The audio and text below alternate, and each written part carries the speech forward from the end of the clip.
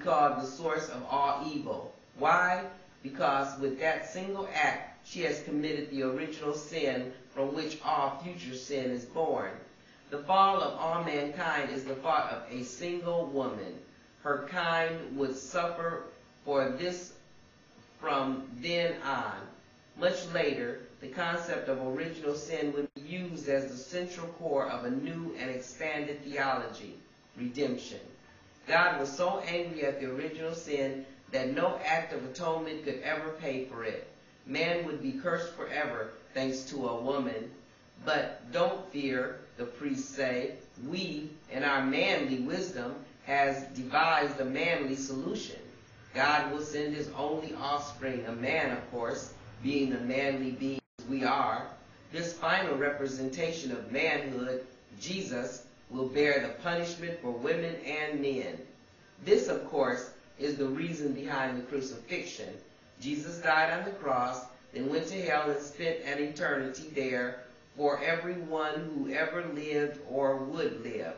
Now remember, this was all on account of original sin.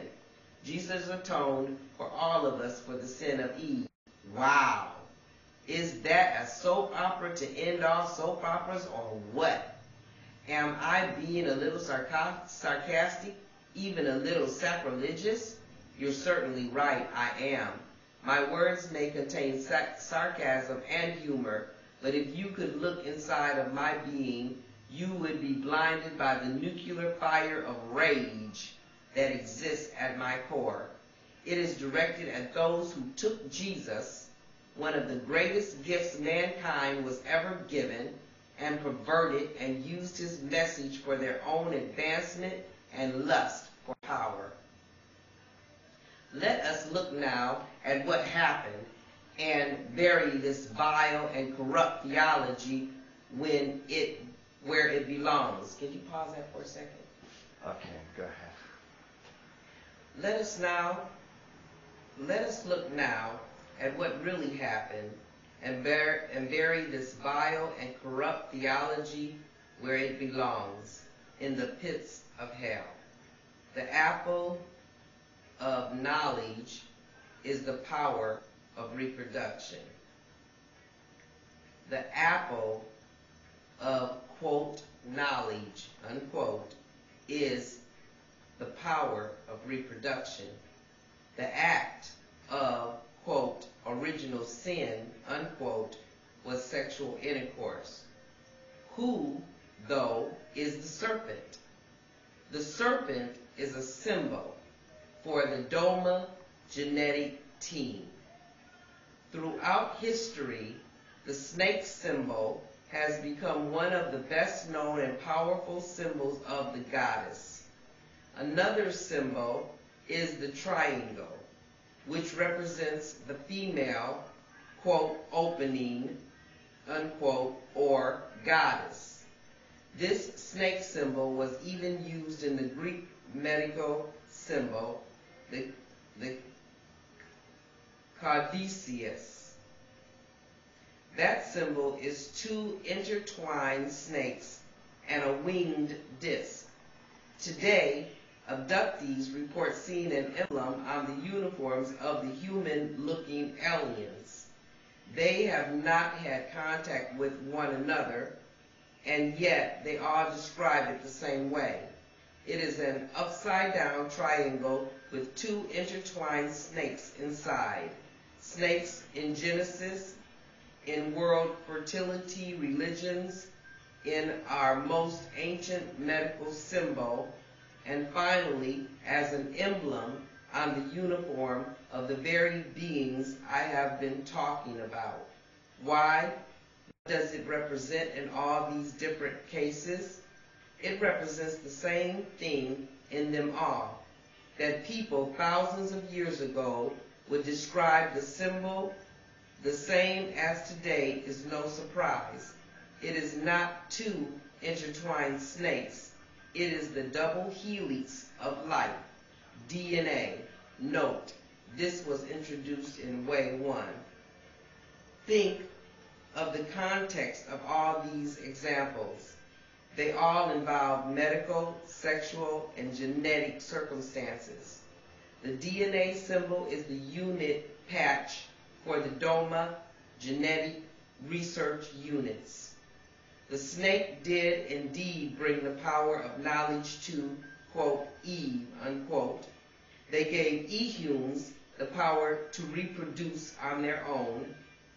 An original sin was, in fact, committed, but it was not the fault of any earth human female. It was the responsibility of the Doma. Do you fully understand the significance of this? Think about it carefully and consider the following. If there was no original sin and women are not to blame for our entire race's downfall, then what happened to all of the theology and religion that was based on this? What would happen? What happens to all the theology and religion that was based on this false premise? It goes down the toilet where it came from in the first place. I hope this also helps to explain why during the Great War the Doma took the position they did. They interceded on your behalf because as your mother, so to speak, they felt a maternal protective instinct toward you. Before we resume our discussion of the Great War, let me say this. The mythology of the Christian religion, the portion based on original sin and Jesus' atonement/crucifixion, is a lie. Santa doesn't exist either, but hidden deep underneath the excrement that the male religious figures of this planet covered it with is a truth and a light beyond your wildest dreams. These will be discussed fully in a future message. I would not pull the rug out from under your feet without catching you afterwards. Jesus brought the way, and man perverted it. I will show you a new way, and this time women will take their rightful place in it. It is ironic that the original disciples, indeed the original founders of the Christian religion, the way, were all women. But that, as they say, is another story.